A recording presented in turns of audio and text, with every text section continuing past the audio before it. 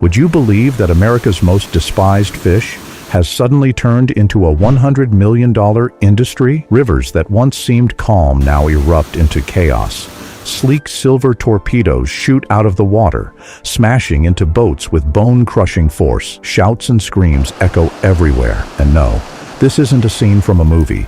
It's happening right now in the Illinois and Mississippi rivers. For years, people dismissed them as worthless trash fish, unwanted invaders that wiped out native species by the millions, consuming everything in sight. They were the villain of American waters. But here's the twist. What if the very fish everyone cursed has now become worth millions? The story of Asian carp in America is one of the strangest ecological and economic transformations in modern history. What started as a well-intentioned aquaculture solution became an environmental catastrophe that somehow turned into a $100 million industry. This is that story.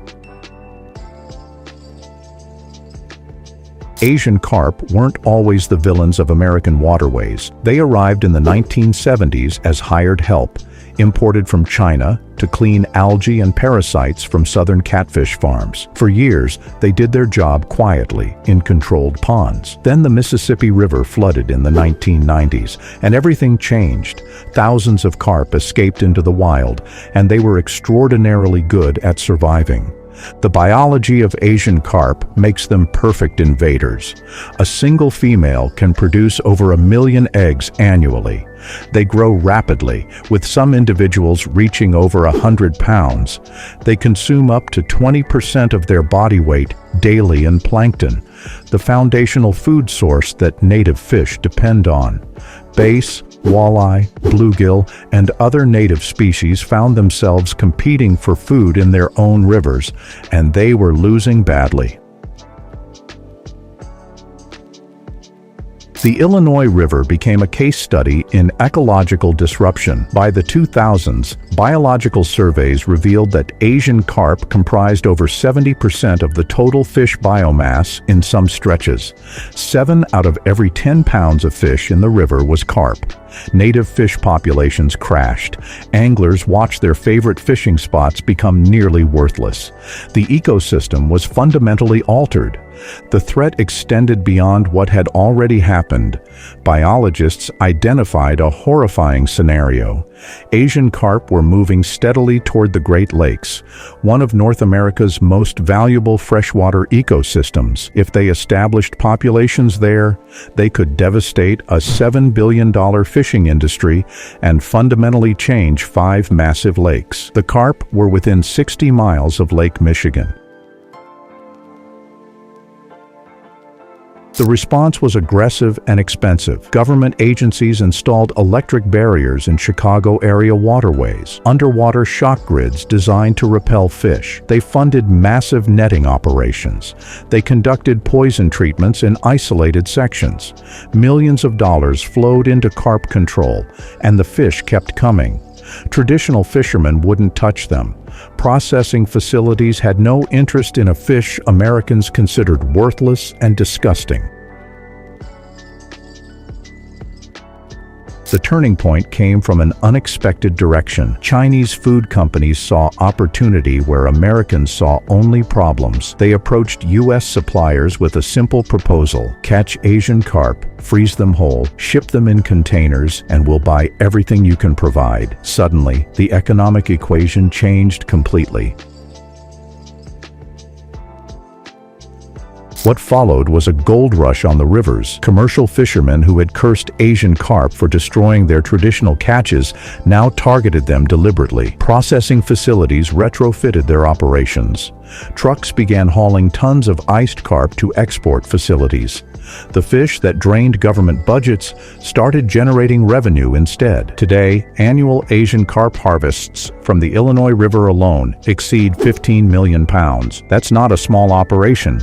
It's an industrial-scale fishery built around a species that barely existed in these waters 3 decades ago. The economic impact rippled through riverside communities that had been struggling. Jobs appeared in fishing, processing, transportation, and administration.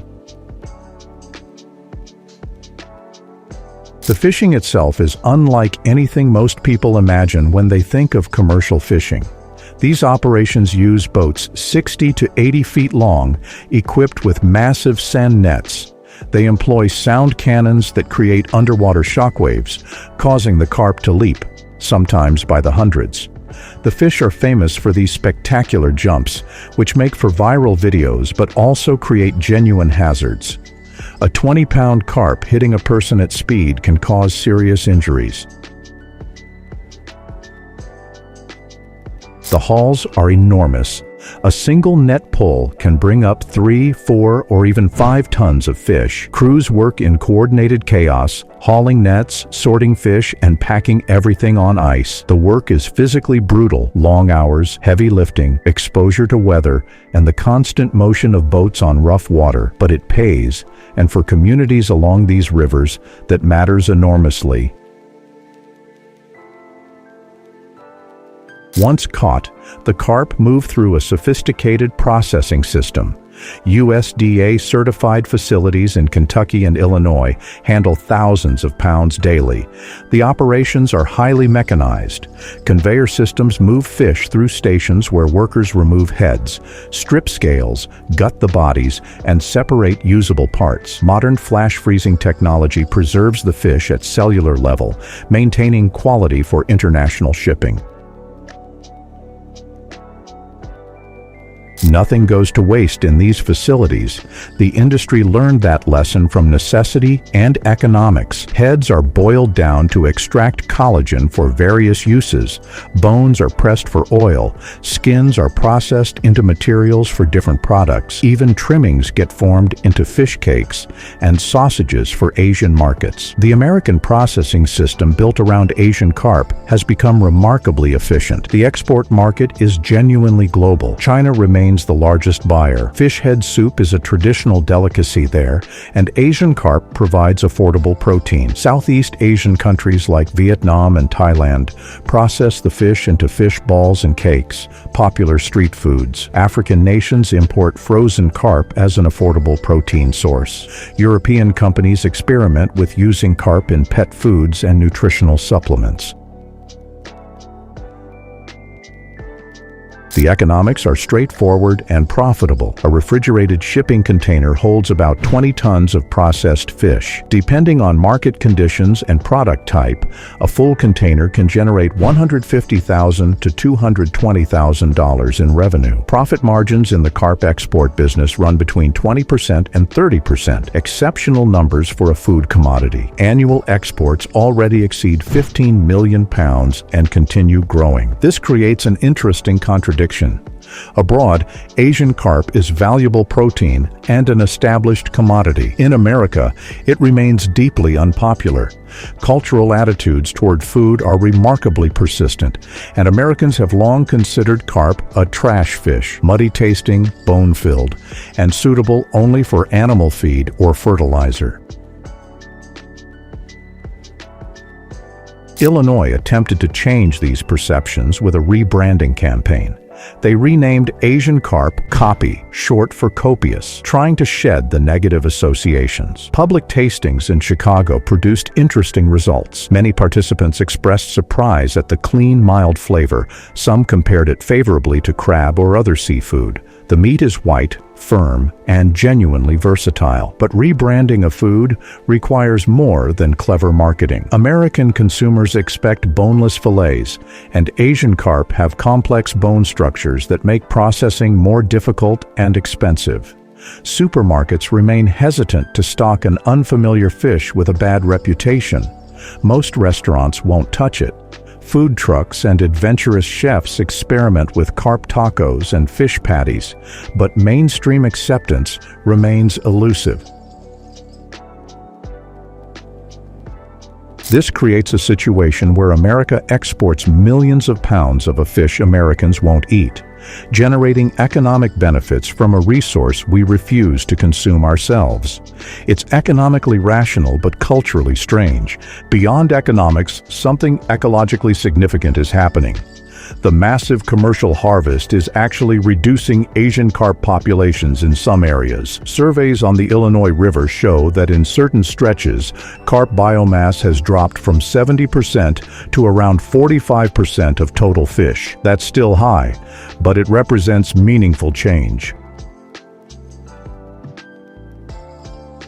Native fish species are responding. Walleye, bass, and bluegill populations show signs of recovery in areas where carp numbers have declined. Water clarity improves when fewer carp stir up sediment. Aquatic vegetation begins returning, providing habitat and food sources. The ecosystem isn't restored, but it's moving in better directions.